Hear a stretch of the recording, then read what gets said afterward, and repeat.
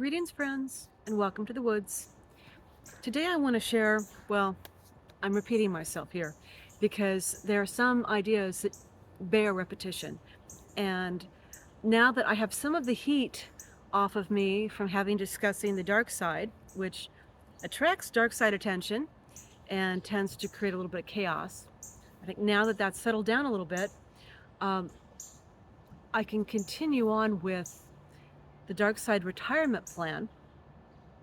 We talked about what's required for their initiation to prove that you belong as a dark side minion. We talked about what happens when they get done with you, when they're done working with you, uh, where your body's broken down enough, your mind's broken down enough, or you're simply in a position where they don't see any use for you, or perhaps they have a reason to sacrifice you. They need to make some sort of sacrifice because they've overstretched themselves and they need to cut off what doesn't serve them. Sometimes they do that because they simply want to get rid of evidence. And that's happened recently where the dark side, say middle management, felt that their opposition was closing in on them and they wanted to get rid of whatever evidence might implicate them. So they did. They did so. But part of getting rid of that evidence was getting rid of the people who had the evidence or regarding the evidence or could turn states evidence if they were offered the right kind of deal. So they got rid of those folks as well. Trimmed the fat, so to speak. That's what you can expect when you're working with the side that doesn't value life. But it doesn't end at retirement. When you transition, when you cross over, we're spirits in a physical body. When your body's outlived its usefulness and you cross over, or you're forced to cross over even though your body is still viable, there's a very different reception waiting depending on where in the spectrum of vibration that you fall. Now, if you have spent much of your time attuning to the lower vibrations, either because, and I say lower, it simply means more dense, more primal. We all have a variety of energy, vibration that we can attune to that allows us to function effectively. And you want a wide range. You want that. That gives you the most options to do what you need or want to do. It gives you many, many colors in your palette. When you transition, whatever the dominant energy, whatever has held the greatest balance within you, that's where your spirit's going to gravitate. And if you spend a lot of time dominating others, you're going to wind up in a denser energy sphere, a place where domination and competition is what's required. You want to be careful with that because most of us don't enjoy being in a space where it's hunters and hunted and nothing in between. If you're not one of the hunters, then you run and you're eaten over and over and over and over again. You see, the energy that you call to you to shift out into the world to make reality be the way that you want it to be, that's what you're nurturing. That's what you become. That's what you are fashioned into. It's not forever. You can break free of that. But as you may have noticed, change, whether it's for the good or for the bad, requires some effort. Now, the other side of the chessboard might seem an easier route to fall into because much of our paradigm, our reality, is set up to facilitate those who practice that way of looking at things. That, what is it, nature is red in tooth and claw, the survival of the fittest. I remember studying about when I was younger, it was all about survival of the fittest, and those who can compete the best were the most successful. And violence and aggression, all of that feed into who's on top. But interestingly enough, several decades later, I'm reading about studies that they have made that determined that the species, the civilizations, who were the most aggressive and the most violent and the most competitive, usually existed for the shortest duration. And they weren't the most prosperous.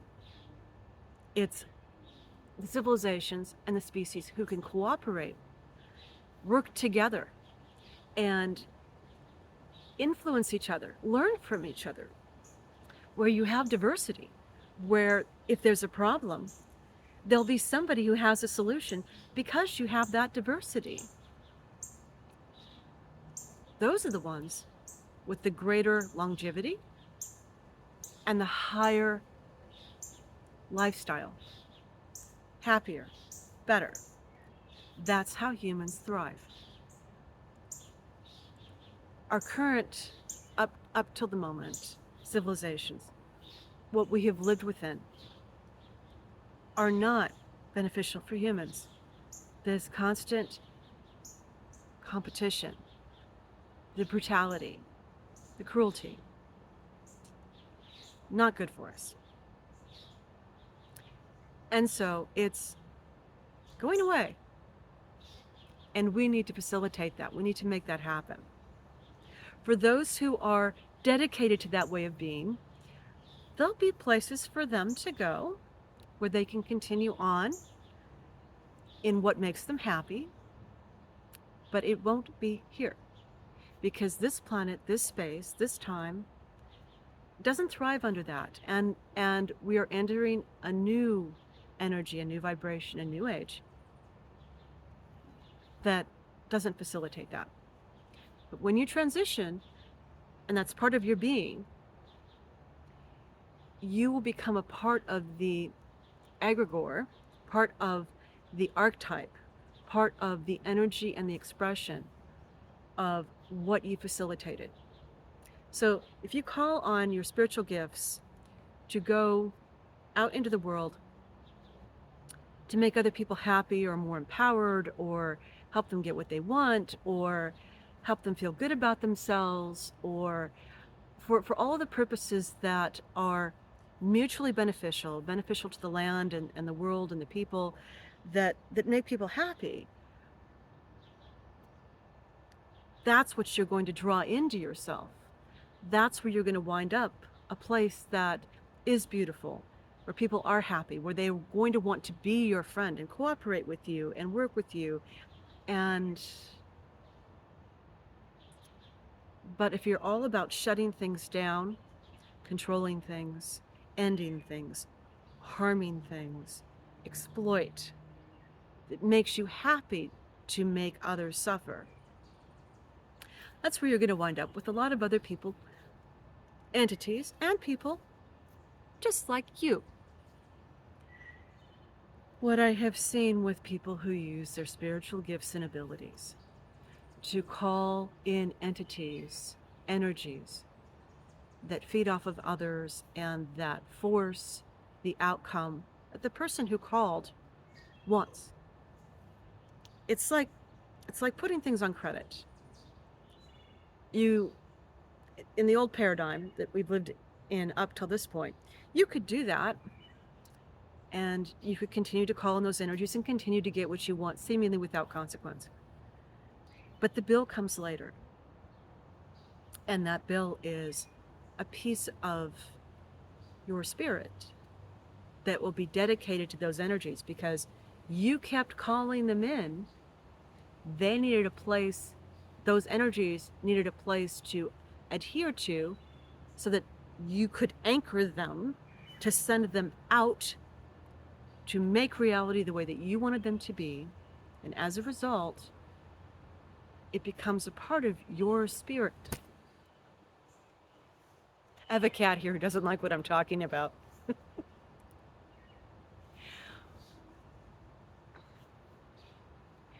When you do that, it corrupts you or evolves you if you're somebody who thinks that's a good thing. It toughens you up. It makes you into a warrior. It makes you into a powerful, yeah, you can do that. You can do that with your soul. And it can shift your alignment into being one of those. But then you're one of those. And then you're kind of stuck working for them, both in the spirit world and when you come back in the physical. And it takes a lot of hard work to wrench things around and get things going in a different direction. And those are the people who live, if they choose to try to pull themselves out of it, those are the people who live very sacrificed lives, very heroic lives, to balance those scales, because that's what it requires to get you back, on this side. If you want to be.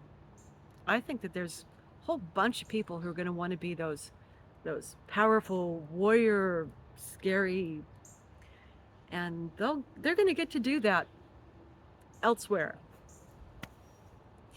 Meanwhile, we'll be exploring space and time and creating art and beauty and making really interesting and fun and wonderful things happen, and meeting a whole bunch of amazing new sentient species, both right under our nose, who we didn't realize were as capable and as intelligent and as amazing as they are, and those who are coming from outside to meet us now that it's time.